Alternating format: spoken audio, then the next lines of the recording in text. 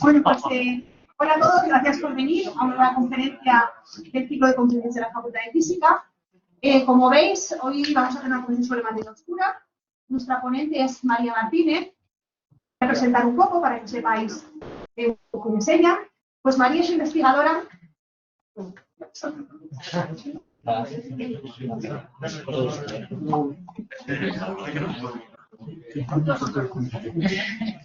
Vale, bueno, pues María es investigadora en la Fundación ARAID, que es la Agencia Aragonesa para la Investigación y el Desarrollo, y es miembro del Centro de Astropartículas y Física de Altas Energías y de la Facultad de Ciencias de la Universidad de Zaragoza.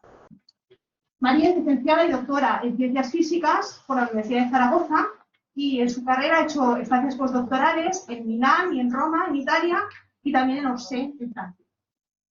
María trabaja principalmente en dos líneas de investigación. La primera, que es un poco la que nos va a contar hoy aquí, trata sobre la detección directa de materia oscura, principalmente con el experimento ANAIS, que es un experimento que ya nos contará, que está situado en el laboratorio subterráneo de Canfranc y que codirige junto con Marisa Sarsa. ¿Vale? Y además en esta línea también participa en el experimento DarkSide, que se ubicará en el Laboratorio Nacional del Gran Sasso, en Italia. Después, María trabaja también en otra segunda línea de investigación, que trata sobre la búsqueda de la desintegración doble beta sin neutrinos, en experimentos ha trabajado en experimentos como Cuoricino, Cuore, y actualmente desde la colaboración CUPIT, donde forma parte de la Junta Institucional. Y bueno, pues nos va a contar un poco todos los esfuerzos que se están haciendo para cazar la materia oscura. Gracias, María. Vale, muchas gracias. ¿Me llevamos la página? Sí.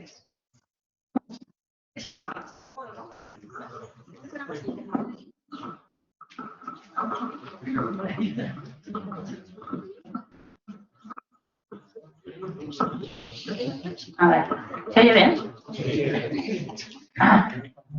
Bueno, pues muchas gracias, sobre todo por la invitación a María y a Javier. Es para mí un verdadero placer estar aquí contándoos a todos a lo que yo me dedico, ¿vale? Que es la caza de la materia oscura.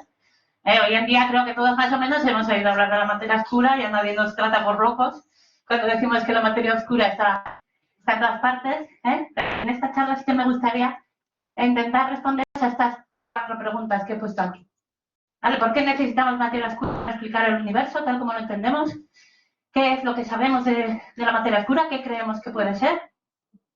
¿Cómo podemos cazarla? ¿Vale? Eso será la parte central de la charla de hoy. Y bueno, y ya para acabar, sí que os quiero hablar un poco de mi experimento concreto, el experimento ANAIS, que intenta responder a esta última pregunta. Hemos detectado ya la materia oscura porque tenemos una señal positiva. Y ANAIS está tratando de comprobar si esa señal positiva corresponde a materia oscura o no. Así que empezamos la primera pregunta. ¿Por qué necesitamos materia oscura para explicar nuestro universo?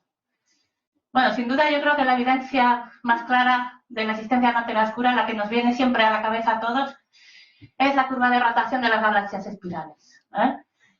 Uno esperaría que sucediera, viendo la gravedad de Newton, esperamos que la velocidad de rotación de los cuerpos disminuya al alejarnos del bulk donde tenemos la masa, como sucede en el sistema solar.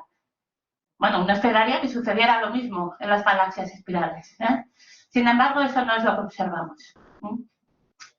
Desde los años 70, observaciones lideradas sobre todo por Rubin, se está midiendo la curva de rotación de muchas galaxias y lo que observamos es que la velocidad medida se mantiene constante conforme nos alejamos del centro galáctico, contrariamente a lo que uno esperaría. ¿Cómo podemos solucionarlo? Pues bueno, pues hay 2 maneras de solucionarlo, ¿no? O bien modificamos la gravedad, no es la primera vez que tenemos que hacerlo, con lo cual, ¿por qué no? Resulta que nuestro modelo es solo una aproximación y tenemos que modificarla. Bueno, pues tenemos mucha gente trabajando en lo que se llaman teorías MOM, teorías que buscan estudiar una modificación de la gravedad y con muy buenos resultados a la hora de ajustar esas velocidades de rotación plana de las galaxias. Como veremos luego, no consiguen explicar todas las otras evidencias que tenemos de materia oscura. La otra posibilidad es añadir más materia. Si yo añado mucha más materia a mi galaxia, nuevamente consigo explicar una curva de rotación plana. Bueno, pues esto es lo que denominamos materia oscura. Resulta que la materia oscura ya había sido propuesta mucho antes de los años 70. La primera propuesta data de 1933. Fritz Zwicky, estudiando el movimiento de las galaxias en el cúmulo de coma, se dio cuenta... A ver, vamos a quitar esto. No sé si va a estar saliendo. Bueno, se dio cuenta nuevamente que algo fallaba, ¿vale? Esas galaxias en el cúmulo se movían demasiado deprisa, ¿vale? A esa velocidad no podían mantenerse ligadas. A menos que, bueno, es lo que propuso él, hiciera falta más materia, ¿eh? Por primera vez habla de materia oscura, Dunkel en alemán, para el que sepa alemán, ¿vale? Propone que hace falta más materia, la llama materia oscura para explicar este movimiento de las galaxias en el cúmulo de coma. Bueno, quizá era ese nombre oscura no es el más apropiado, ¿vale? Porque se trata de una materia que ni emite ni absorbe luz. Le iría mejor el nombre de materia invisible, más que oscura, pero bueno, la llamo oscura y es con el que nos hemos quedado. Bueno, tenemos muchas más evidencias de la existencia de materia oscura. Las mejores nos las proporcionan los efectos de lente gravitatoria. Sabéis que para la relatividad de Einstein, perdón, la luz se curva en presencia de un campo, no sé cómo decir. Le digo que conserve. A ver si así. No te lo... Bueno, vale, pues en presencia de un campo gravitatorio intenso, la luz se curva. Y es lo que estamos observando. Aquí os pongo una imagen del telescopio Hubble, donde podéis observar, ¿vale? Estas deformaciones, ¿vale? Que corresponden a la deformación de un objeto lejano debido a ese campo gravitatorio, que actúa como una lente. Algo que no vemos, pero vemos sus efectos. ¿No?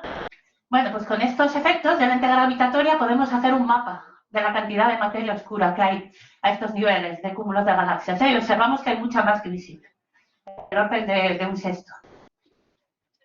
Bueno, pero una de las pruebas, evidencias más bonitas que tenemos hoy en día nos la da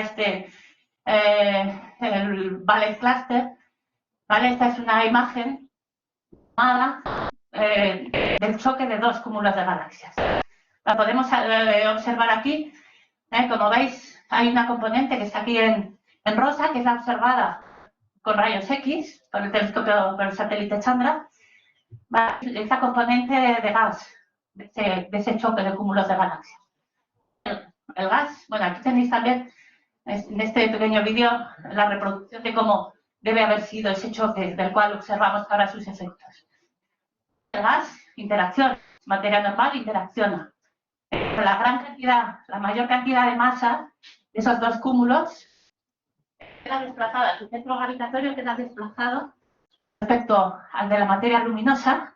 Observamos gracias a esos efectos de lente gravitatoria que se dictan. Es decir, tenemos un sistema en el cual la gran cantidad de masa, que sería la materia oscura, prácticamente no interacciona. El caliente, si interacciona y queda desplazado respecto a la parte mayoritaria de la masa. ¿De acuerdo? Bueno, este sistema es muy, muy difícil de explicar por modificación de gravedad. ¿De acuerdo? Es una de las pruebas más fuertes que tenemos de que lo que estamos viendo no corresponde a una modificación de las leyes de la gravedad, sino que efectivamente necesitamos un nuevo tipo de materia. Bueno, pero no nos quedamos solo ahí. ¿De acuerdo? Tenemos evidencias de la necesidad de materia oscura a todas las escalas del universo. ¿Vale? Aquí tenéis, bueno, pues la típica imagen de la evolución del universo tras el Big Bang, ¿vale? Y en todas las escalas necesitamos materia oscura, ¿vale? Y las pruebas, digamos, más precisas que tenemos hoy en día vienen del fondo cósmico de microondas. Supongo que habéis oído hablar de él, sobre todo los estudiantes de últimos años, quizás los de los primeros años todavía no. Os cuento un poquito qué es ese fondo cósmico de microondas, ¿vale? Pues podéis imaginar que el universo después del Big Bang era un plasma muy caliente, se expandía, bueno, pues se fueron formando los bariones, que dieron lugar a los núcleos ligeros, y en algún momento en esa expansión, ¿vale? Lo tenéis marcado aquí, en esta línea que dice fondo cósmico de microondas, cuando el universo tenía en torno a 300.000 años, En ese momento los núcleos ligeros se combinaron con los electrones, ¿vale? De tal forma para formar átomos. De tal forma que pasa de un plasma ionizado, donde la luz está confinada, a materia neutra, donde la luz queda liberada. ¿Vale? Esa luz que quedó liberada en este momento llega hasta nosotros, desplazada hacia el rojo. ¿Vale? Es lo que le valió a Penzias y Wilson el premio Nobel en el 65. La observación de esa radiación que provenía de forma muy homogénea de todo el firmamento, con una temperatura de 2,7 grados. Muy homogénea, como decimos. Muy homogénea, pero si vamos en mayor detalle, observamos que presenta pequeñas anisotropías. Aquí tenéis los datos más precisos que tenemos hoy en día del fondo cósmico de microondas, proporcionado por el satélite Planck. Y vemos esas anisotropías en la temperatura muy pequeñas, decimos, del orden de 10 a la menos 4, pero que contienen un montón de información, ¿vale? Un montón de información de cómo era el universo en ese momento, ¿vale? En el momento de la recombinación. Podemos extraer información de aquí, ¿vale? Lo que hacemos es hacer una especie de transformada de Fourier y calculamos el espectro de potencia. Son funciones de una esfera, con lo cual lo hacemos con armónicos esféricos, pero bueno, lo que tenéis aquí al final es ese espectro de potencias en función, ¿vale? de la apertura angular de esas anisotropías, ¿vale? Escalas grandes aquí y escalas muy pequeñas aquí, ¿de acuerdo? Bueno, gracias a esta forma de codificar la información en el fondo cósmico de microondas, extraemos un montón de información, ¿vale? Y como os decía, ahora mismo la cosmología llega a un grado de precisión enorme gracias a esta información. En particular podemos extraer información de la formación de estructuras, ¿vale? La formación de estructuras tuvo lugar a raíz de esas pequeñas perturbaciones de densidad, que es lo que también queda reflejado en el fondo cósmico del microondas. ¿Vale? Hemos dicho, hasta la recombinación, la materia bariónica, bueno, hablamos de materia bariónica, ¿vale? Imaginaros protones, neutrones, materia convencional, para los que aún no veáis lo que es materia bariónica, materia convencional, digamos. La materia bariónica está fuertemente acoplada a los fotones, con lo cual no hay tiempo material para que en el momento de la recombinación tengamos tiempo de formar las estructuras tal como.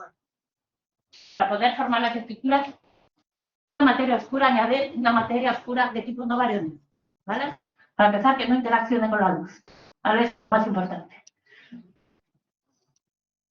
¿Qué más puedo inferir de la formación de las estructuras? Lo digo que a veces.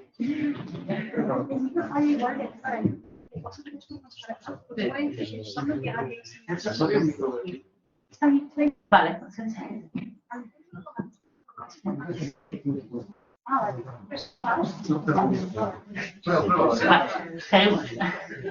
Ahora me vuelvo a poner esto. Bueno, ¿qué más podemos saber de esa materia oscura? Bueno, pues podemos clasificar la materia oscura como fría. Oiga, espera un momento. No. A ver, ahí. Como fría, templada o caliente, según cómo se movía en el momento en que se comenzaron a formar esas estructuras. Es decir, se movía de forma no relativista, semi-relativista o relativista. Bueno, pues lo que observamos, y eso lo sabemos gracias también a las simulaciones, N-body se llaman, ¿vale? Simulaciones que hacemos de esos primeros, de la formación de las estructuras.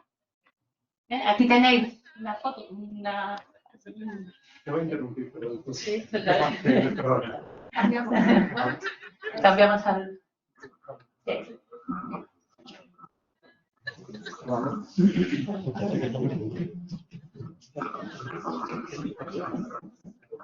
Probando. Hola. Bueno, esto es lo que observamos, ¿no? Las observaciones. Aquí veis las estructuras, ¿vale? Conforme más lejos miro, es como si mirara más atrás en el tiempo, ¿de acuerdo? Con lo cual veo que hay mucha más estructura en las estructuras cercanas, más cerca en el tiempo, y menos más atrás en el tiempo. ¿Vale? Pues para reproducir eso con estas simulaciones N-body, nos indican que no podemos conseguir las estructuras tal como las vemos si usamos materia oscura caliente. ¿De acuerdo?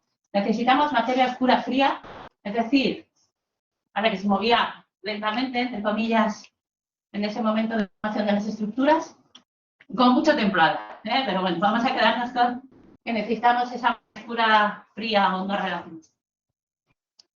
Bueno, pues tenemos ya casi toda la información que necesitamos, falta hablar de una componente muy importante, que todavía no hemos hablado con ella. Desde los años 90 más o menos, gracias a observaciones realizadas en supernovas, sabemos que el universo no solo se expande, sino que esa expansión es acelerada, se está expandiendo cada vez más deprisa.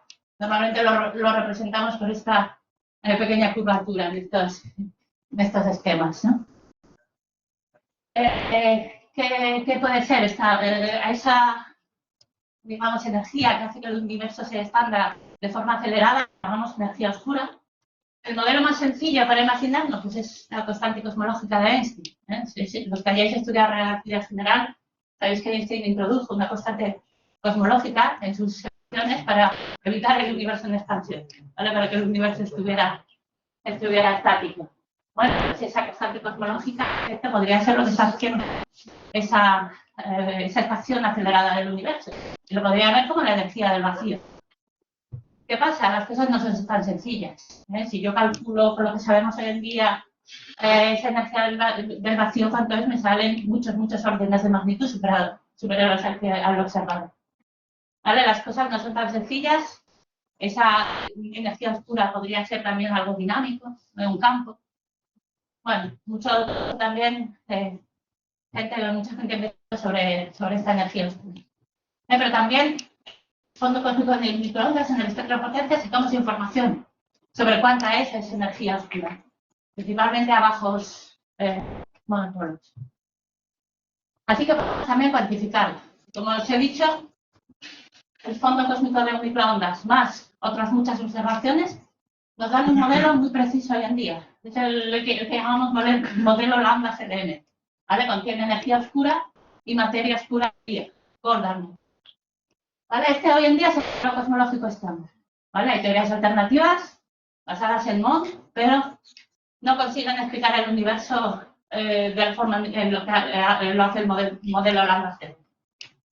Bueno, ¿qué nos dice el modelo lambda CDM? Pues que si esta puerta fuera el universo, pues la gran mayoría de ese contenido estaría en forma de energía oscura, en torno al 68%. De la parte material, la gran mayoría nuevamente sería en forma de materia oscura, del orden de un 27%. Y mientras que la parte, digamos, materia normal, bueno, en sí estaría mayoritariamente en forma de gas, ¿vale? Hidrógeno y helio, mientras que las estrellas y otros elementos serían un componente muy minoritario. También tenemos por ahí los nutrientes. Bueno, pues este es nuestro modelo, ¿vale? Hemos hablado mucho de necesidad de materia oscura, muy poco sobre qué es esa materia oscura, ¿vale? Porque realmente todas las pruebas que tenemos de su existencia, tenemos pruebas, como habéis visto, todas las escalas, pero se basan en los efectos gravitatorios que produce la materia oscura. Todavía después de casi 100 años, porque hemos dicho que las primeras evidencias venían del 33, todavía no sabemos gran cosa sobre la naturaleza. ¿Qué es la materia oscura? Bueno, algo sí sabemos. Hemos ido un poco enumerando lo que sabíamos a lo largo de la primera parte. Para empezar, debe ser estable, eso no lo hemos comentado, pero bueno, si es algo que decae, no puede explicar desde la formación de las estructuras hasta ahora. Por lo cual, que hay que ser estable o tener una vida media muy larga. Además, hemos dicho que no interacciona con la luz, ¿vale? O si lo hace de forma extremadamente débil. Hay modelos, ¿vale?, que incluso hablan que podría tener una pequeñísima carga. De todas formas, interacciona si lo hace muy débil. Hemos dicho que no es bariónica, ¿vale? No es convencional. Y es mayoritariamente fría, o con mucho templada, hemos dicho. Bueno, pues aquí os he puesto el modelo estadística de partículas. Para el que no lo haya estudiado, bueno, pues engloba todo nuestro conocimiento actual sobre las partículas que componen el universo. Un modelo que funciona muy bien, aunque sabemos que falla también. Lo veremos un poco más de eso. Está compuesto por los quarks, que son protones, neutrones y el resto de bariones. Los leptones, entre ellos el electrón y sus primos pesados, muón, octavón. Los neutrinos, ahora hablamos de ellos. Las partículas de la carga, de las cargas, que no son de Higgs. Bueno, una de estas partículas puede explicar la materia oscura, ¿vale? Las que podrían hacerlo no son estables y tampoco nos sirven. Bueno, las que sí podrían hacerlo son los neutrinos, ¿vale? Los neutrinos son partículas todavía muy misteriosas. Aquí se ocupan bastante, aquí en Valencia, de estudiar los neutrinos. Son neutras, serían un perfecto candidato a materia oscura y de hecho lo fueron al inicio. Hasta que nos dimos cuenta que los neutrinos son demasiado ligeros, son ligerísimos. No sabemos por qué son tan ligeros, pero son ligerísimos. Y con lo cual no puede ser materia oscura fría. Se moverían demasiado deprisa, velocidad relativista. Solo pueden ser materia oscura caliente y no fría. Así que tenemos candidatos. ¿Eso qué significa? La materia oscura es nueva física. Lo que podemos llamar física más allá del modelo estándar. Este modelo estándar. ¿Vale? Física mayor estándar. Bueno, ¿y tenemos candidatos? ¿Sabemos algo más? Bueno, pues aquí os he puesto un rango de masas posibles para esa hipotética nueva partícula. En la parte de abajo lo tenéis en electronvoltios. La unidad que solemos usar para las masas de partículas, que no esté acostumbrado a esta unidad, que piense que la masa del electrón son 500 kiloelectronvoltios. ¿De acuerdo? Arriba la tenéis ya en kilos, cuando pasamos a masa muy grande. Bueno, aquí os he puesto dos límites, no vamos a entrar en detalles, pero bueno, tenemos dos límites para que la materia oscura sea una partícula. No puede ser más ligera que 10 a la menos 22 electronvoltios, puede ser más pesada que 100 electronvoltios. Desde aquí, bueno, también tenemos muchos candidatos propuestos, pero ya sería materia oscura compuesta.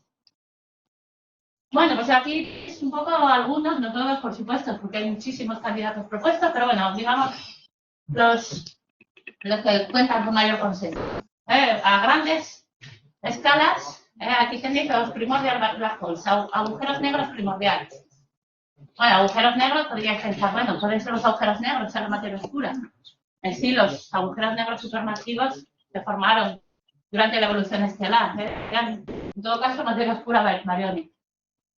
Pero ¿por qué no los negros formados en las primeras etapas del Big Bang, por eso les llamamos primordial black holes, pudieran ser la materia oscura que estamos buscando? Bueno, pues hay mucha gente trabajando en esta línea. Parece que es difícil que puedan explicar toda la materia oscura, pero en efecto podrían ser parte de la materia oscura que vemos, incluso todas. ¿Quién sabe? Aquí estamos siempre todavía trabajando con teorías. Pero bueno, los candidatos, digamos, más buscados de tipo partícula, ¿vale? Y entre ellos podemos destacar dos de estos tipos de candidatos. Uno son los acciones, o partículas similares a los acciones, ¿vale? El acción es una partícula propuesta independientemente del problema de la materia oscura, intenta resolver problemas del modelo estándar y además resulta que es un excelente candidato para materia oscura. Es muy caro, ya lo veis, pero es materia oscura fría, por el modo en que se forma. ¿De acuerdo? Tampoco voy a entrar en más detalles. El otro gran candidato que tenemos son los WIMPs. Vamos a hablar sobre todo de la ciencia, que es el objeto de esta charla, ¿vale? Y lo que estamos buscando nosotros en particular. Bueno, ¿qué son los WIMPs? WIMPs está por partículas masivas débilmente interaccionales, ¿vale? Son partículas hipotéticas, estamos hablando de partículas más allá del modelo estándar, pero que tendrían las interacciones con la materia ordinaria del rango de las interacciones débiles, ¿vale? Aquí os he puesto la póster que tenéis por ahí también en muchos sitios sobre las interacciones del modelo estándar, ¿vale? Pues estamos hablando de la interacción débil, bastante débil comparada con la electromagnética operación.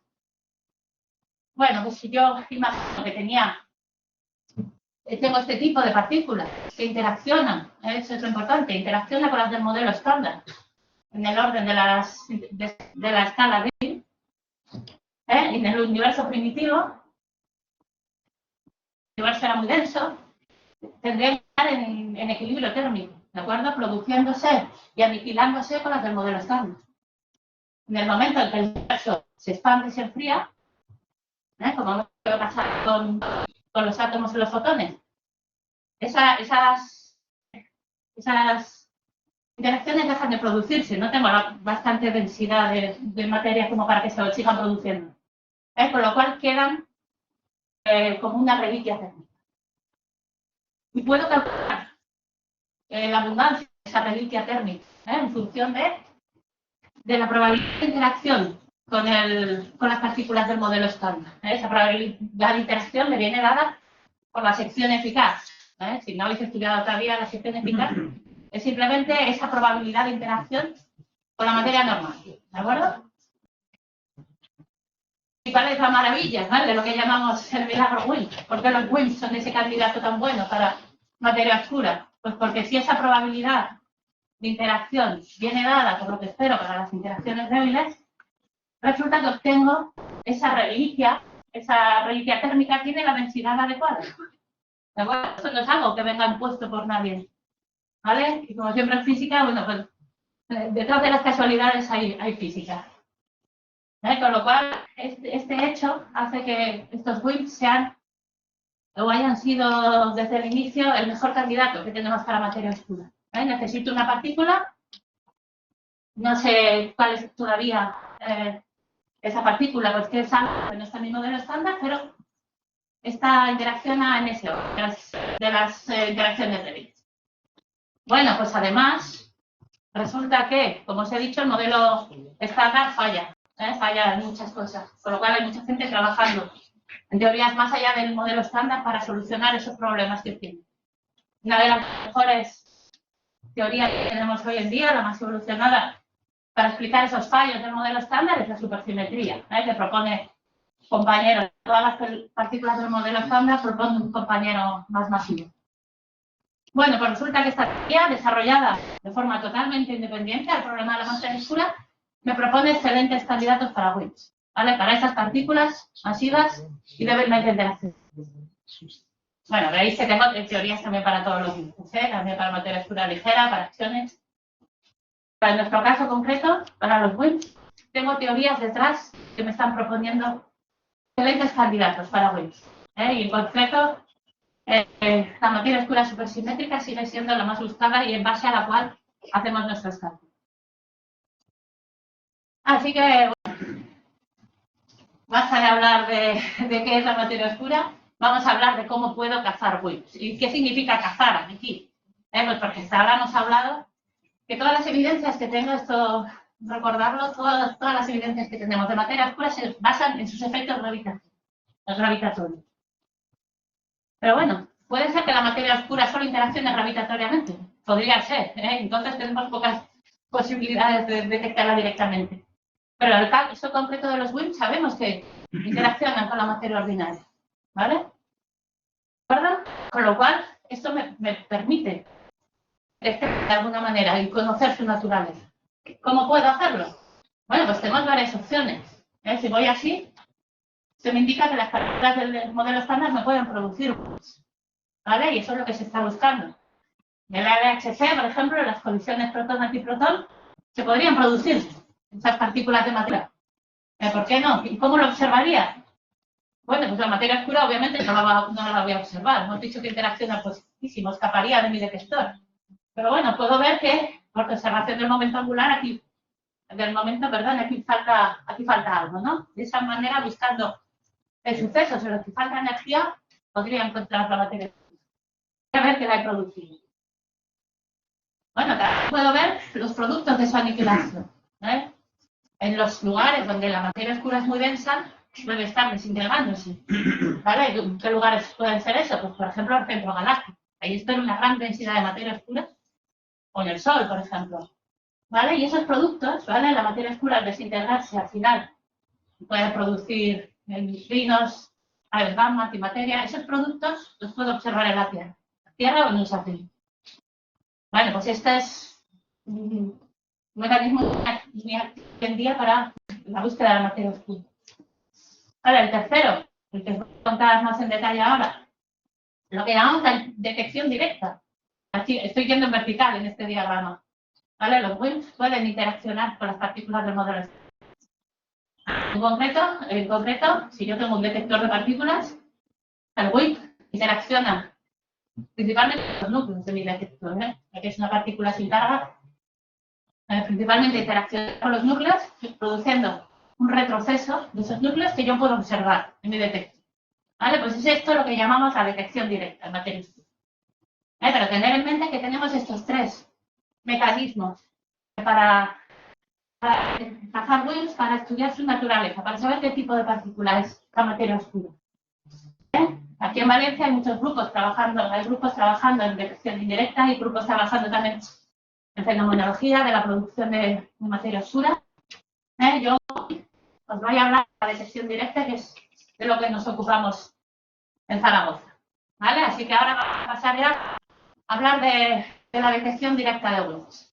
Para ilustraroslo, pues, os he puesto aquí el detector más sensible que tenemos hoy en día, que es el detector Xenon Guantón, en Italia. Veis aquí un poco sus dimensiones, estas son las oficinas al lado del detector. Luego os explicaré un poco en detalle cómo funciona este detector. Antes vamos a ver un poco los fundamentos de la detección directa. Aquí os vuelvo a poner esas simulaciones en el body, ¿vale? Esta es la Millennium XXL Simulation. Si queréis, os he puesto aquí también la opción donde podéis entrar en este navegador que os permite hacer zoom. En esta simulación lo que veis es materia oscura. Los puntos luminosos sería donde encontraríamos estos mapas que corresponderían a galaxias y a galaxias, ¿de acuerdo? En concreto, si hacemos zoom hasta nuestra galaxia, la Vía Láctea, bueno, pues lo que esperamos es que la Láctea está inmersa en un enorme halo de materia oscura. ¿De acuerdo? Yo os lo he dibujado así un poco azul, ¿vale? Os lo podemos imaginar como una enorme nube de mosquitos, ¿vale? Con una cierta distribución de velocidades. Y en esa enorme nube, halo de materia oscura, tenemos la Vía Láctea girando y entre ellas, entre todas las estrellas que giran, está nuestra Tierra. ¿De acuerdo? La Tierra se está moviendo en esa nube. Sabemos también, podemos calcular cuál es la densidad de materia oscura que esperamos, por la velocidad de rotación. Estimamos que la densidad de materia oscura en nuestro halo sea de 0.3 Hz por centímetro. Bueno, cuentas sencillas. También sabemos a qué velocidad se mueve la Tierra, ¿no? Aquí tenéis la velocidad de rotación de la Vía Láctea. Las unidades no sé si las llegáis a ver, pero bueno, estamos en unos 200 kilómetros por segundo. La Tierra se está moviendo, girando con todas las estrellas en torno al centro galáctico a una velocidad de 200 kilómetros por segundo.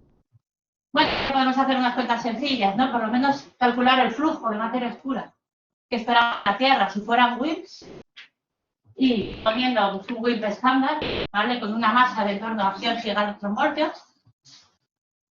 Y suponiendo, bueno, calculo el flujo como la densidad numérica de materia, cuántas partículas de materia oscura tengo por centímetro cúbico, por la velocidad. Bueno, lo que obtengo es que en la Tierra esperamos un flujo de materia oscura, pues ya lo veis, hasta 1 millón de partículas de materia oscura por cada centímetro cuadrado y por cada segundo. Bueno, un flujo muy elevado, ¿no? El problema es que interacciona poco. Ya hemos dicho que la probabilidad de interacción es la que corresponde a las interacciones débiles. Y ahora también me puedo calcular el ritmo esperado en mi detector. Supongo 1 kilo de detector y calculo el ritmo como el número de partículas que hay en mi detector por el flujo por la sección eficaz. ¿Vale? La sección eficaz que me da esa probabilidad de interacción que por desgracia es pequeñísima. Con lo cual, nos hacemos esta pequeña cuenta y nos sale que el ritmo esperado en nuestros detectores es pequeñísimo, ya lo veis. Una cuenta por kilo o año hasta una cuenta por tonelada por año. ¿Vale? Si habéis estado trabajando ya en el laboratorio con detectores de partículas, sabéis que es imposible, no es imposible, por supuesto. Ahora vamos a ver cómo lo intentamos hacer, pero es muy difícil, ¿vale? Porque en el detector tenéis fondo radiactivo. ¿De acuerdo? Bueno, algo más allá y decir, bueno, vamos a ver ese ritmo en función de la energía de este retroceso, ¿vale? Del núcleo que está retrocediendo. Bueno, pues extiendo un poco mi fórmula anterior. Ahora incluyo una cierta dependencia de esa sección eficaz por energía, que no conozco porque depende del modelo de WIMP. Y además, para el cálculo de esta velocidad promedio, bueno, pues incluyo el conocimiento que yo pueda tener de cómo es esa distribución de velocidades. de la materia oscura en el halo. Bueno, lo que veis aquí es que puedo hacer estas cuentas, no son complicadas, pero necesito un modelo, tanto para el WIMP, que me describa cómo es la interacción con la materia ordinaria, como para la distribución de velocidad. Bueno, ¿qué hacemos los físicos en este caso? Irnos al modelo más sencillo. Me cojo un modelo sencillo del WIMP y me cojo un modelo sencillo para la distribución de las velocidades. Isótropa y gaussiana. Bueno, lo que el Mini llamaba la vaca esférica de la búsqueda directa. ¿De acuerdo? Bueno, pues con este ya sí que puedo empezar a hacer estos cálculos, ¿vale? Aquí lo que veis es el ritmo esperado de las unidades, por cada tonelada de detector y por cada año, en función de la energía del retroceso. Así que ya veis que las malas noticias continúan, no solo el ritmo es pequeñísimo, sino que encima es solo apreciable la energía. Los que hayáis trabajado con un detector de partículas sabéis que cuanta más baja es la energía, más difícil es hacer la medida. Y encima no tiene ninguna señal característica, ¿vale? No hay un pico de una resonancia, nada. Un continuo que aumenta conforme voy abajo de la energía, como el fondo radiante. Bueno, ya veis que es una medida, bueno, es un gran reto la detección de materia oscura. Vamos a ver ahora un poco qué es lo que necesitamos, ¿vale? Vamos a ver cómo diseñaríamos un experimento para la detección de.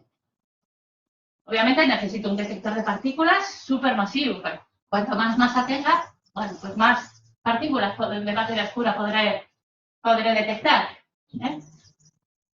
Un detector de partículas se basa en la detección de alguna señal que produzca ese retroceso nuclear. Según el tipo de detector, eso puede ser la luz de centelleo, por ejemplo, los detectores centelleadores, las cargas que produce para ese electrón bueno, yo aplicando un campo eléctrico puedo medir. O el calor, ¿vale? El calor también es algo que se produce siempre, que hace el depósito energético. Es imposible ver el pequeño incremento de temperatura que produce un retroceso nuclear. Obviamente a temperatura ambiente sí, pero si me voy a temperaturas muy cercanas al cero absoluto, lo puedo medir. Hay muchos experimentos de materia oscura funcionan basándose en ese pequeño incremento de temperatura. Aquí os he puesto, por ejemplo, el experimento Super CDMS en Estados Unidos. Tenemos también experimentos que funcionan con luz, por ejemplo, X+, detecta la luz producida en xenón. El xenón es un material centellador. O los más interesantes son los que miden dos de estas magnitudes. Luego explicaremos un poquito más por qué.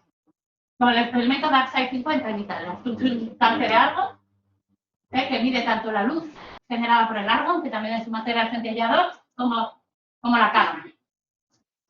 Bueno, ¿qué más necesito? Lo siguiente que necesito es irme bajo tierra.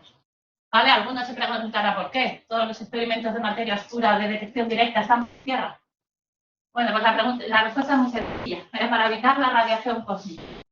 No sé si todos habéis oído hablar de la radiación cósmica. Sí. La Tierra está siendo bombardeada continuamente por partículas muy energéticas provenientes del espacio exterior, principalmente protones. Interaccionar en la atmósfera producen un chaparrón de otras partículas. La mayoría se desintegran rápidamente. Las que llegan hasta la superficie de la Tierra son muones. El muón, ya hemos hablado antes, ese compañero primo pesado del electrón. ¿De acuerdo? El ritmo de muones en la superficie de la Tierra es bastante elevado. Es en torno a unos 100 por metro cuadrado y por segundo. Con lo cual, nuevamente, si intento buscar una temperatura en la superficie de la Tierra, estoy completamente cegado por la radiación cósmica. Esa manera de detener estos muones tan energéticos, llevan energías bastante elevadas, es irme bajo tierra. Poner mucha tierra de por medio entre mi experimento y la radiación cósmica. Aquí en este mapa veis los laboratorios subterráneos más importantes que tenemos hoy en día en el mundo. Y aquí os he puesto también cómo disminuye el flujo de muones conforme aumenta la profundidad del laboratorio subterráneo. Las unidades son metros equivalentes de agua, no es directamente unidad de roca. Pero bueno, podéis hacer una idea de cómo disminuye ese flujo de muones. ¿Vale? Veis que hay varios laboratorios en el mundo. En Europa tenemos 4, en Estados Unidos, Canadá 3, otros 3 en Asia. Bueno, sí que me gustaría llamar vuestra atención sobre uno de ellos, que es el laboratorio subterráneo de Canfranc, donde está el experimento de Anaïs y del cual más tarde os hablaré un poquito. Bueno, seguimos con el diseño de nuestro experimento. Lo siguiente que necesitamos, por supuesto, es evitar la radiactividad natural. Está presente tanto dentro de mi propio detector, o sea, tengo que usar materiales ultra puros, como en el laboratorio, por lo cual necesito usar blindajes para evitarlo. Como hemos dicho, está en todas partes, sobre todo las cadenas del uranio, del torio y el potasio 40 está en todas partes. Además tenemos el radon. El radon se produce en las cadenas del uranio y del torio, con la particularidad de que es un elemento gaseoso, por lo cual se cuela por todas partes. Tengo que blindar el experimento. Todo blindaje de plomo para parar la radiación gamma, de agua o de polietileno para parar los neutrones. Y también, luego lo veremos en el experimento de Anaïs, evitar esa entrada del gas radon, el gas radon que es radiactivo. ¿Qué más? Por desgracia, quiero llegar a experimentos tan limpios que me permitan ver cosas del orden de una cuenta por kilo y por año o por tonelada y por año. Tengo que usar todavía más mecanismos. No me vale con únicamente materiales ultra puros. En concreto, pues tengo que usar eso. Tengo de discriminación del fondo radiactivo. Significa, la materia oscura, hemos dicho que espero que me produzca retroceso del núcleo. Mientras que la mayoría del fondo radiactivo interacciona con los electrones. ¿Vale? O sea, necesito un experimento que sea capaz de distinguir qué es un núcleo, lo que está retrocediendo, o qué es un electrón. Además de otros mecanismos, como la determinación de la posición de estos activos. Os voy a poner el ejemplo de todo esto con el experimento Xenon-Wanton. Os he dicho que es el experimento hoy en día más sensible. Un experimento que está en el laboratorio del Garsaso, un laboratorio subterráneo en Italia. Bueno, aquí tenéis un poco explicado cómo funciona el experimento Xenon. Lo que tenemos es un enorme tanque de xenón líquido, con lo cual ya tenemos una primera ventaja. El xenón puedo conseguirlo ultra puro.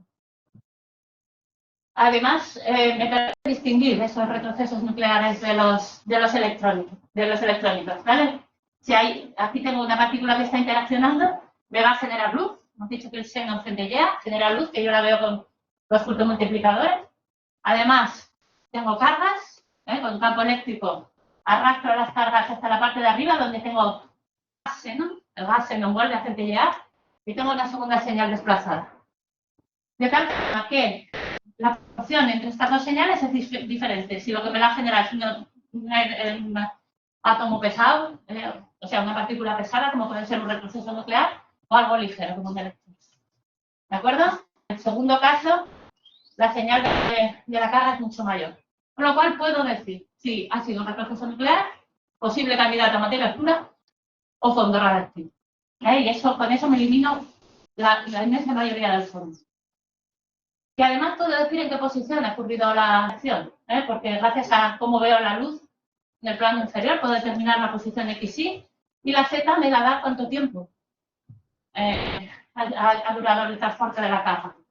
Con lo cual es un detector perfecto. Esto es lo que se llama una TPC, Time Projection Chamber.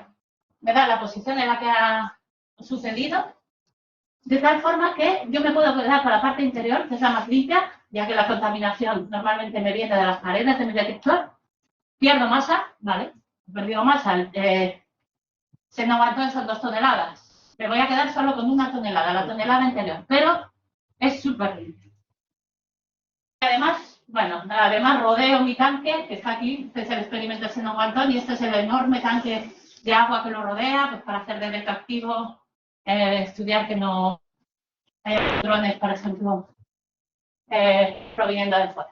Bueno, pues ya os he dicho, Xenon-Wanton es realmente la máquina perfecta para buscar materia oscura. Ahora veremos qué es la que me está proporcionando los mejores resultados. Bueno, vamos a hablar un poquillo de cómo obtengo los resultados experimentales. Y aquí os he puesto el espacio de parámetros de Arduino, es decir, lo que me va a definir la naturaleza de mi partícula, que va a venir dada por su masa y nuevamente la sección efectiva. esa probabilidad de interacción con la materia ordinaria. Así que voy a buscar un candidato en este espacio de parámetros. Bueno, aquí os he puesto algunos de los propuestos por los modelos supersimétricos. Y veis también esa línea amarilla, ¿vale? Esta línea amarilla es una gran mala noticia. Esto es lo que llamamos el neutrino flor.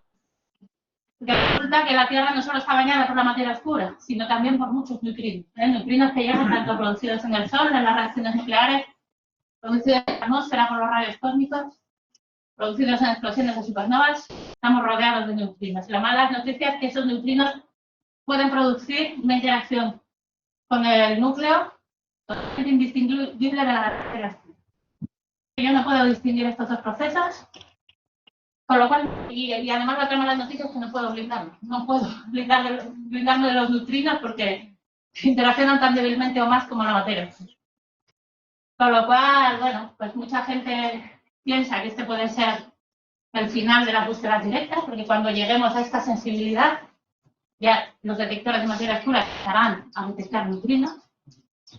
Bueno, luego lo hablaremos también un poquito de esto. Podemos ir más allá de este neutrino flor o va a ser realmente el límite de las búsquedas directas. Bueno, ¿cómo vamos a dar nuestros resultados experimentales? Yo tengo diseñado mi experimento, ¿vale? Y he medido un fondo, serían los puntos negros en función de la energía.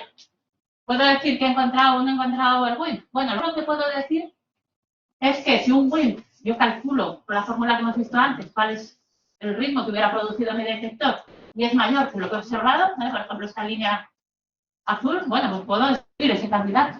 Hubiera producido una señal mayor que la que he observado, con lo cual lo puedo excluir. Bueno, pues esto es lo que se está haciendo hoy en día, producir una curva de exclusión excluyendo todos esos candidatos que hubieran producido aquí un ritmo mayor al que mi experimento ha medido. Sí, bueno, os hablo un poquito de cuál es la situación experimental hoy en día. Ya veis, esta figura está un poco anticuada, en concreto ahora solo están ahí, los otros dos experimentos están parados, pero bueno, os podéis hacer una idea de la cantidad de experimentos de materia oscura por detección directa que tenemos hoy en día. Todos ellos, como veis, en laboratorios subterráneos. Bueno, ¿y cuál es la situación experimental? Volvemos a nuestro espacio de parámetros de WIMP, la masa, la sección explicar, el neutrino flor. Pues esta es la situación hoy en día. Ya veis que hemos excluido gran parte del espacio de parámetros. Si nos fijamos en masas por encima de 10 G, tenemos lo que hemos dicho antes, experimentos, CPCs, con líquidos nobles, xenon. Yo os he puesto alguna de ellas, xenon Guantón, lo hemos visto, pero también tenemos DIP, LAX, Panda X, o con argón, ¿vale? Os he puesto también el experimento DarkSide, que funciona con argón, pero el mecanismo es similar al que hemos visto para xenon Guantón. Bueno, estos experimentos están realmente en esta zona de los WIMPs, produciendo, ya veis, los mejores límites son prácticamente invencibles en esa zona. ¿Qué pasa? Para estas otras masas, para estos otros WIMPs más ligeros, necesité experimentos que me permitan bajar todavía más el umbral energético. Tengo que ir a ver las energías, las señales en energías más bajas todavía. Así que los experimentos que están liderando un poco la sensibilidad aquí son otro tipo de experimentos, sobre todo experimentos volumétricos, los que hemos hablado, esos que detectan el calor producido por la partícula, como por ejemplo el VICE, CREST, y muchas otras nuevas ideas. Aquí hay una ebullición hoy en día, ya que esta parte está acogida por las TPCs de líquidos nobles, pues aquí hay una ebullición de ideas, hay muchas ideas que están surgiendo, cosas nuevas, aparte de las que les he puesto aquí, porque ya veis que ya queda mucho espacio para... Para el futuro, pues esto es un poco las perspectivas que tenemos. Estos experimentos es fácil escalar sus masas, necesita hacer un tanque más grande. Así que todos ellos están proyectando experimentos multitoneladas. Tenemos en particular DarkSide, ya está en construcción, DarkSide 20K con 20 toneladas de argón. Hay proyectados, por ejemplo, con 50 toneladas de xenon. Incluso algo que sería llegando hasta 300 toneladas de argón. Bueno, pues ya veis que estas proyecciones, estos son solo proyecciones. Aquí no estamos hablando de experimentos, sino de las perspectivas. Bueno, pues en un futuro nunca alcanzaremos el neutrino flor. ¿De acuerdo? ¿Y qué haremos para ir más allá si no la hemos encontrado? Bueno, puede ser que la Saito-Ticana la encuentre en un futuro cercano. Si no hemos encontrado todavía la materia oscura, bueno, pues hay ideas para ir más allá del neutrino Flow. La mejor es basarse la direccionalidad de ese retroceso nuclear. Que yo espero una cierta direccionalidad para el WIMP. Recordar que la Tierra se mueve en el halo en una cierta dirección bien marcada. Y también las cuestiones vienen del Sol, por ejemplo, espero una cierta direccionalidad. Con lo cual, ahí hay campo que jugar. ¿De acuerdo? Bueno, pero que hemos pasado por alto en estas gráficas que os he enseñado, aparte de todas estas curvas de exclusión, tenemos también esas dos islas marcadas como Dama, Sodio, Dama, Yodo. Eso no son exclusiones, esas son un resultado, una señal positiva. ¿De acuerdo? Una señal positiva del experimento Dama Libre. ¿Veis? Está excluida por todos los otros experimentos. Pero bueno, la cosa no es tan sencilla. Ahora ya me queda de esta charla, voy a comentar sobre esta señal positiva y lo que estamos haciendo para ver si en efecto se trata de materia oscura o no se trata de materia. Así que vamos a hacernos esa pregunta. Hemos encontrado la materia oscura, vamos a intentar comprobar si la señal de Dama Libre es materia oscura o no lo es. Bueno, para empezar vamos a ver qué es esa señal de Dama Libre, porque se basa en una característica que no hemos hablado todavía, porque tenemos una señal distintiva, algo que nos puede decir que lo que vemos es materia oscura o fondo radiactivo. Vale, aquí os vuelvo a recordar cómo hemos hecho para calcular el ritmo esperado en el detector. Hemos calculado que la Tierra se movía en torno al centro galáctico y por tanto en el halo enorme de materia oscura a una cierta velocidad, lo cual eso me ha permitido obtener el ritmo en función de la energía depositada en mi detector. Pero bueno, hemos ido un poco a la ligera, porque en realidad la Tierra gira por todo el sistema solar en torno al centro galáctico, pero además la Tierra está girando en torno al Sol. ¿Vale? Esa velocidad no es despreciable. La velocidad del giro en torno al sistema galáctico hemos dicho que es del orden de 200 kilómetros por segundo. La velocidad orbital de la Tierra son 30 kilómetros. Es una corrección pequeña, pero despreciable. Los meses de verano, más velocidades son del mismo signo, se suman, mientras que los meses de invierno se restan, ¿vale? A más velocidades. Por lo cual ahora depende del tiempo y yo tendré un ligeramente diferente en verano que en invierno. ¿De acuerdo? Pero ¿qué es lo mejor de todo? Es que eso se reproduce cada año, ¿vale? Tiene un periodo cíclico de un año. Si yo calculo la integral de ese ritmo y la diferencia entre ambos, la integral de la diferencia entre ambos ritmos, yo lo que obtendré es una cosa que modula en el tiempo. En concreto depende del WIMP, pero en concreto puede ser mayor en verano y menor en invierno. Y de una forma que se repite con un periodo que conozco precisamente, que es un año. ¿Vale? Puedo conocer tanto la fase como el periodo, incluso la amplitud de la modulación. ¿De acuerdo? Bueno, pues esta es la causa de la Dama Libre. El experimento Dama Libre es un experimento con centelladores de yoduro de sodio, como supongo que habéis usado muchos de vosotros en el laboratorio, quizá en algunas de las prácticas, solo que mucho más grande. ¿De acuerdo? Los detectores de Dama Libre son cristales de 10 kilos. Comenzaron en los años 90 con 10 detectores, 100 kilos de yoduro de sodio. Ahora tienen 25, desde los años 2000 tienen 25 detectores, lo cual suma 250 kilos de yoduro de sodio.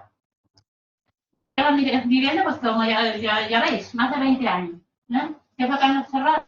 Aquí veis el ritmo en la reacción de energía, donde esperamos la materia oscura, de 2 y 6 kiloelectronvoltios, en función del tiempo que llevan viviendo, casi 20 años, o más de 20 años. ¿Ven? Y la señal que ven se ajusta perfectamente a una señal modulada, con periodo de un año, la fase donde tiene que estar la fase, donde esperamos la fase, que cumple todas las características esperadas para una señal de materia oscura, un nivel de confianza altísimo.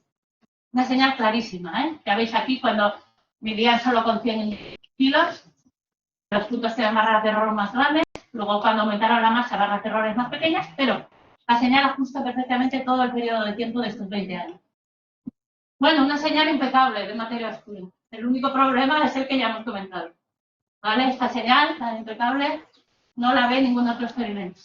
Todos los experimentos que hemos dicho que hemos nombrado antes excluye la señal de gama libre con sus curvas de exclusión.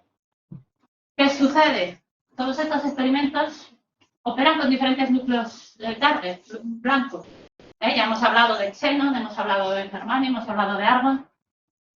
Y si yo quiero hacer la comparación de lo que ven estos experimentos con lo que ve gama libre, y como hemos dicho, trabaja con yoduro de sodio, no lo puedo hacer de forma directa.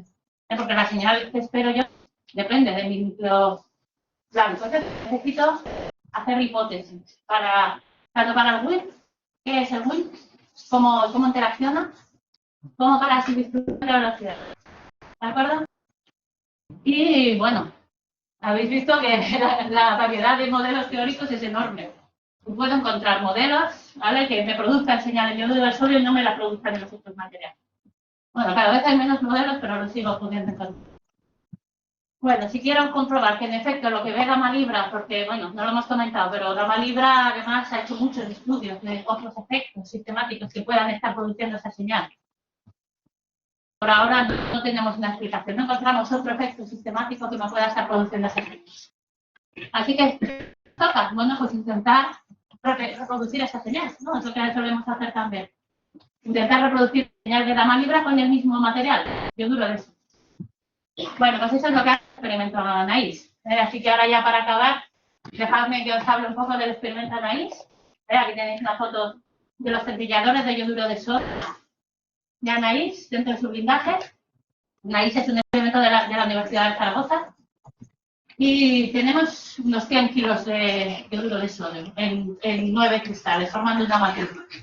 Como gama en sus primeras medidas. Ya la gama ya tiene 250.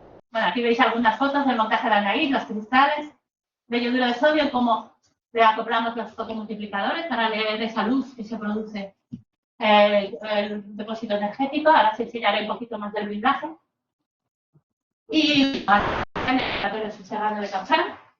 Si el que no lo conozca, bueno, pues te invito a visitarlo porque realmente es un sitio, aparte del entorno que es muy bonito, como ya podéis ver, está en Canfranc, en los Pirineos, pero aparte, bueno, sí, el laboratorio, digamos que es un laboratorio bastante singular en España.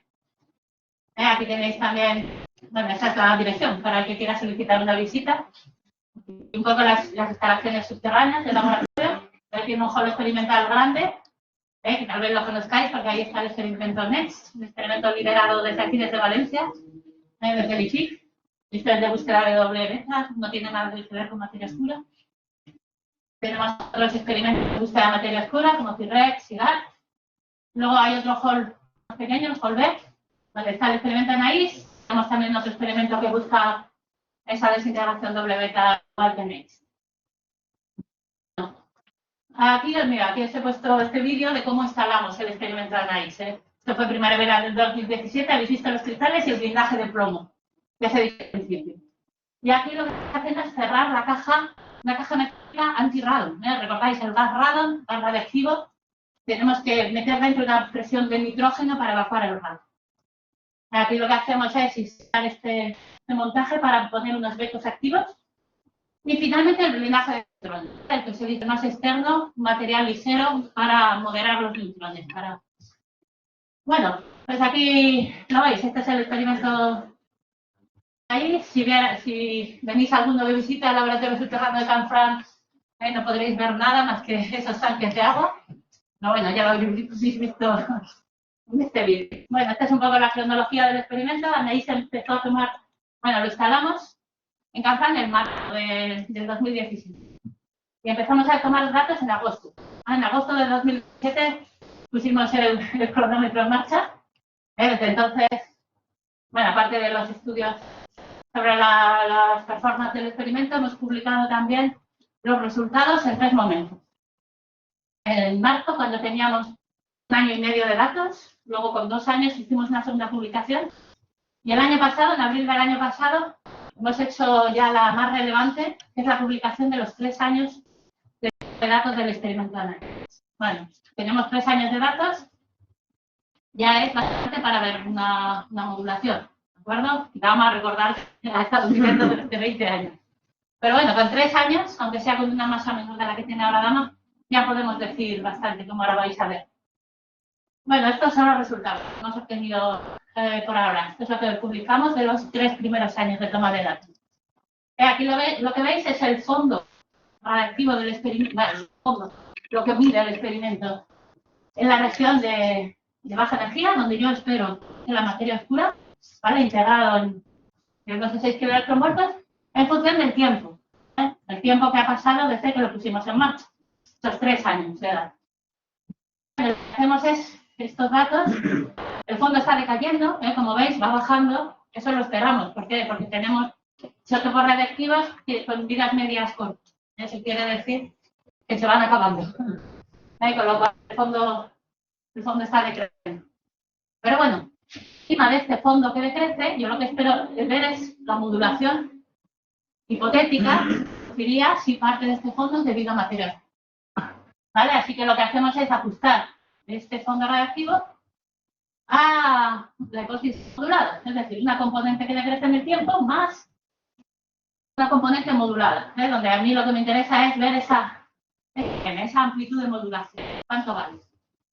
Bueno, pues los resultados ya lo podéis saber, lo podéis ver así. En esa hipótesis modulada lo que yo obtengo es totalmente compatible con cero. Ya veis que aquí no veo ninguna modulación. La curva azul es totalmente plana, como veis aquí, porque la amplitud de modulación es completamente compatible con cero. Bueno, ¿qué significa esto? De cara a comprobar la señal de Dama Libra. Aquí os lo he resumido un poquito. Esto del EGI tenéis la amplitud de modulación, ¿vale? Esa SM, que como hemos dicho, con su incertidumbre es compatible con cero. Lo que veis aquí, bueno, este sería de 2 a 6 Kev, lo otro es de 1 a 6 Kev, no está puesto aquí, pero los resultados son bastante similares. Bueno, tenemos el resultado de Anaís con su incertidumbre totalmente compatible con cero. En azul lo que veis es el resultado de Dama. Dama aquí ve una modulación positiva. ¿De acuerdo? Estos dos resultados no son compatibles. ¿Cuántos no son compatibles? Bueno, pues nos va a dar nuestra incertidumbre, esa barra de error, que la expresamos normalmente en sigmas. O sea, que podemos decir es que los resultados de análisis y los de Dama son incompatibles a casi 3 sigmas, que lo podríamos ver como casi 3 barras de error. ¿De acuerdo? 3 sigmas es suficiente. Bueno, aquí os presento también las perspectivas de Anaís. Nosotros hemos calculado cómo van a disminuir, esa barra de error va a ir disminuyendo conforme yo mida durante más tiempo. Pues hemos calculado cómo va a disminuir mi barra de error. Y además los cálculos nos han salido bastante bien. Como podéis ver aquí, el azul es el cálculo, los puntitos son los resultados, lo que medimos con 1 año, 2 años y 3 años. Así que tenemos que hacer nuestros cálculos. Nuestros cálculos nos dicen que, bueno, Anaís estaba planeado para medir durante 5 años. Lo deberíamos parar ya en agosto de este año. Vamos a continuar midiendo. Hemos decidido que vamos a medir al menos 1 año más. Con 1 año más, pues ya podemos llegar hasta 4 sigmas de nivel de confianza para rechazar la hipótesis de materia oscura como causante de la señal modulada que ve el experimento de Dama Libra. ¿De acuerdo? Eso esperamos obtenerlo, bueno, pues a mediados del año que viene. Ya tendremos informados. Y con esto, bueno, pues se ha acabado todo lo que os quería contar. Aquí ya os pongo un poco con las conclusiones que esperemos que hayamos sacado todos de esta charla. De las preguntas esas que os he puesto al principio, bueno, pues algunas se pueden responder, otras todavía no. Lo que sí sabemos es que la materia oscura está allí, ¿vale? Pero todavía no conocemos su naturaleza.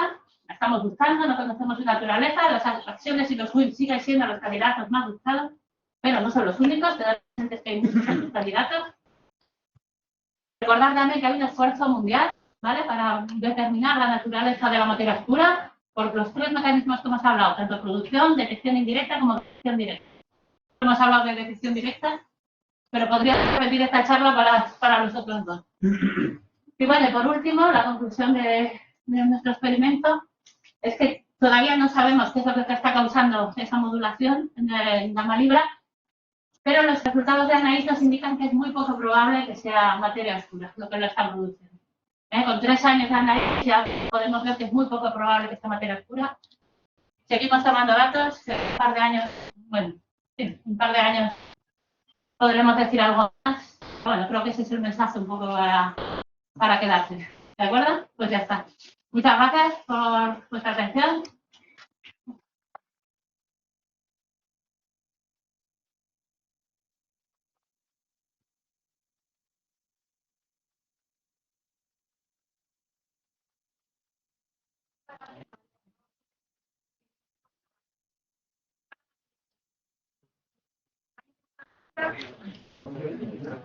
Yo tengo una bastante simple, ¿no? Que si va a abundar con el experimento de análisis que esa modulación en gama libre no es materia oscura, ¿hay algún indicio, alguna teoría sobre qué podría ser? Vale, esa es muy buena pregunta, obviamente. Que es la pregunta que todos nos hacemos, exactamente. ¿Qué es eso que está viendo gama libre? Bueno, he dicho que esa señal de gamma tiene todas las características de materia oscura y es difícil que sea reproducible por el fondo radiactivo, pero bueno, podemos imaginarlo, ¿no? Al fin y al cabo, es una cosa estacional, ¿de acuerdo? Con lo cual, cambios en la temperatura, simplemente por el hecho de que la señal sea máxima en verano y mínima en invierno, podrían inducir ese efecto. Bueno, pues uno claro que puede imaginarse ese tipo de procesos. Por ejemplo, la temperatura afecta a la electrónica, que se usa para la nariz, afecta a los fotomultiplicadores, podría afectar a la eficiencia con la que yo estoy calculando esa señal. Bueno, Gama Libra sostiene que no puede ser la temperatura, porque ellos la miden, la estudian y deducen que las variaciones de temperatura no pueden ser las cosas.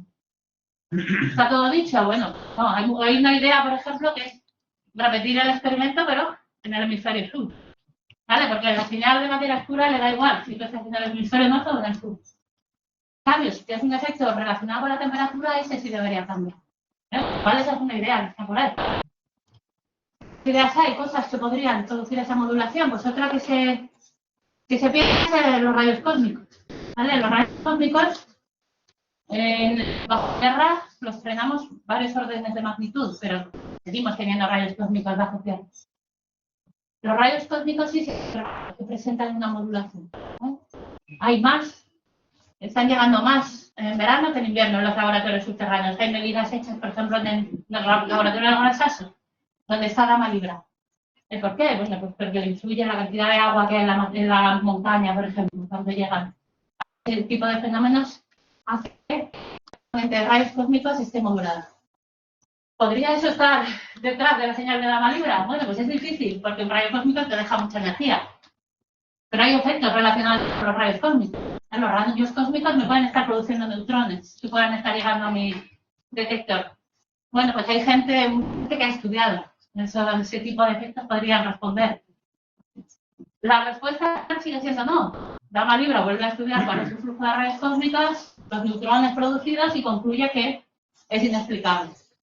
¿Puede haber otros efectos? Bueno, nosotros observamos una cosa en nuestro experimento. El rayo cósmico deja muchísima energía en nuestros detectores, de tal forma que el material queda activado durante bastante tiempo, incluso algún segundo. Durante ese segundo, la electrónica de adquisición puede adquirir falsos sucesos de baja energía, porque estamos ya en la cola, está produciendo muy poquita luz. Bueno, es una cosa que nosotros observamos, y que vemos una cierta modulación. ¿Podría estar eso detrás de la señal de Gama Libra? Bueno, es un efecto que nosotros en análisis estamos analizando. Es poco probable, y sobre todo por lo que hemos visto hasta ahora, pero bueno, todo ese tipo de cosas, argumentaciones están ahí detrás. Puede ser que nunca descubramos lo que hay detrás de la señal de Gama Libra. Bueno, pues también podría ser, ¿de acuerdo? Yo lo que puedo decir es que nosotros desde Anaís estamos trabajando no solo en analizar nuestra modulación, sino que estamos intentando estudiar efectos sistemáticos, ¿vale? Como este que os he explicado, ¿vale? De la cola de luz producida por un muón. Bueno, estamos también trabajando en esa línea. Por ahora seguimos sin tener nada concluyente, pero bueno, esperamos que, si determinamos que no es materia oscura, esperemos que podamos decir lo que es. Vale, ¿alguna pregunta más? Bien, los que estáis en el Blackboard, si queréis hacer preguntas, podéis enviarlas por el chat. ¿Alguna pregunta más aquí? ¿Ahí?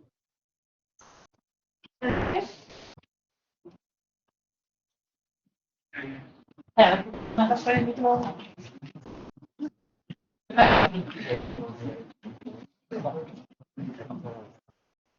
La influencia que tiene la materia oscura sobre el movimiento galáctico realmente deriva de la interacción gravitatoria. ¿Os ha planteado que sea otro tipo de interacción fuera de las cuatro fundamentales?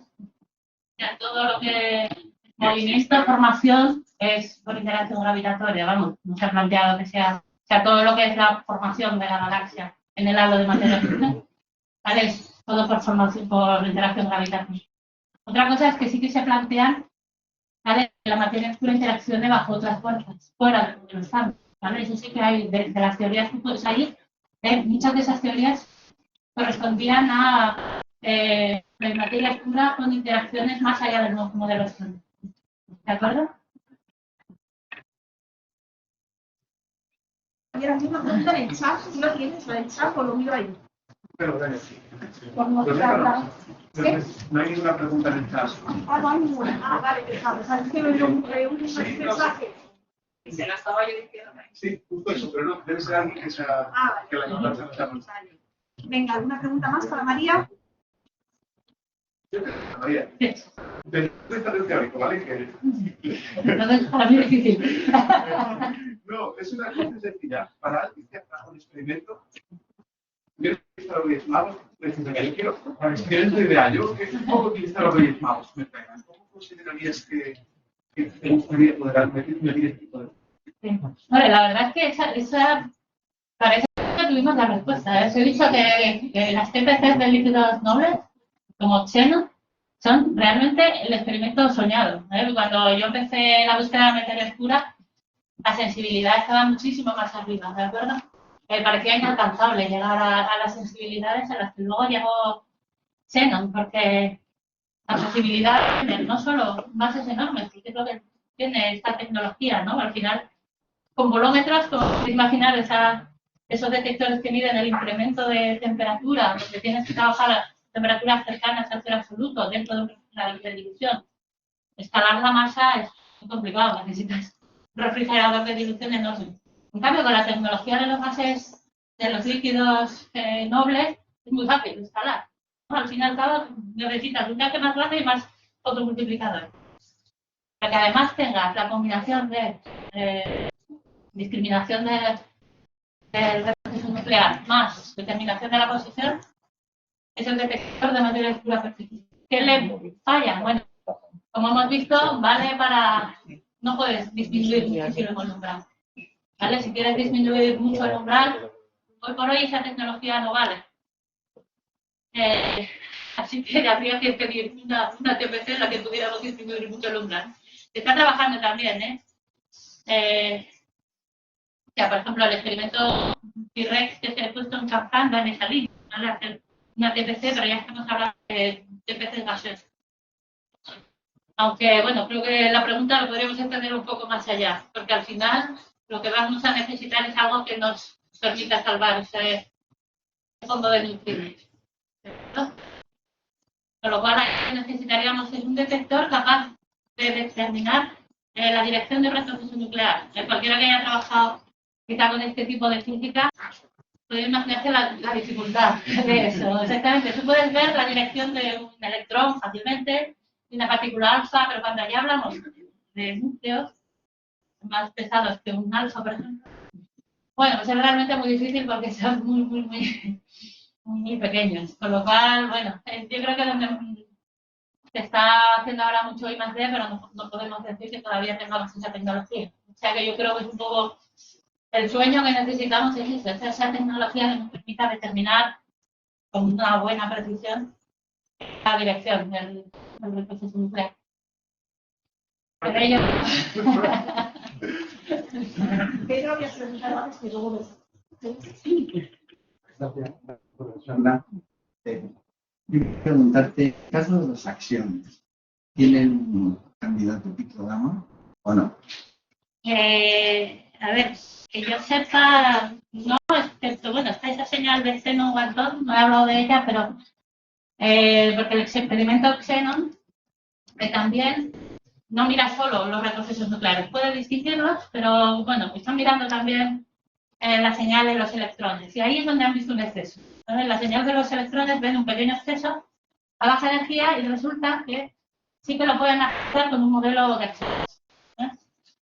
Bueno, es un resultado que ha sido como un revuelo en los últimos años, hay montones de publicaciones en la red. Sí parece ser que, bueno, lo pueden explicar con acciones, pero también lo pueden explicar con la reactividad. En particular, si hay tritio, más tritio del que ellos creen, que tienen tritio, pero si tienen más del que ellos creen, el tritio deja de la zona, donde lo está viendo Xen. Así que no está nada claro. No está claro que esta señal que de Xenon Walton sea una acción.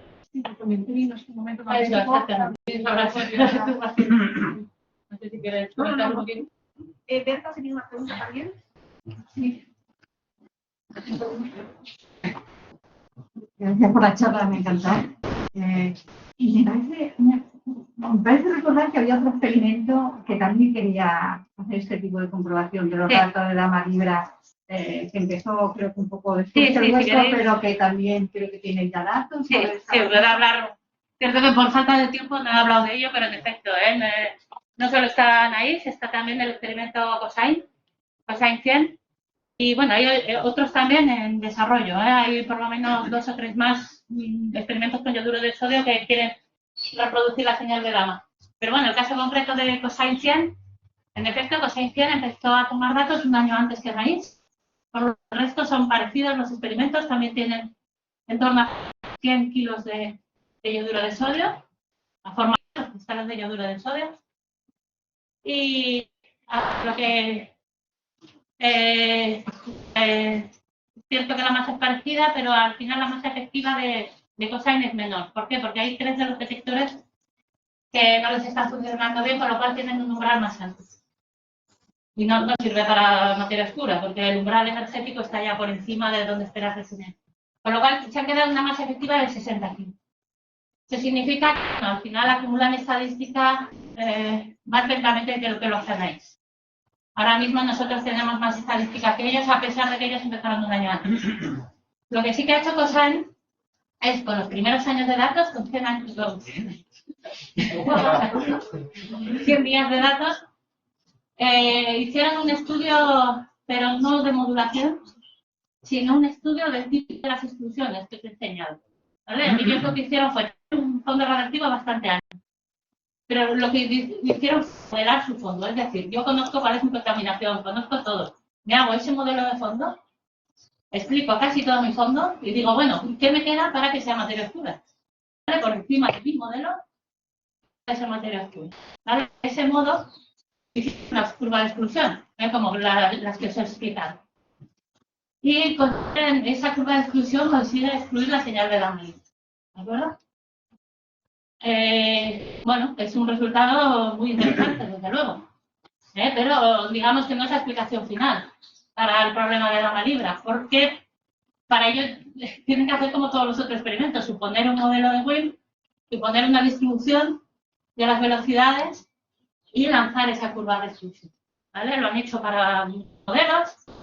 Pero bueno, incluso ellos mismos luego hicieron una publicación diciendo que había modelos que podrían ser todavía compatibles. Así que en ese sentido es una información muy relevante. Todavía no la última que estamos buscando. También han hecho un estudio de modulación también.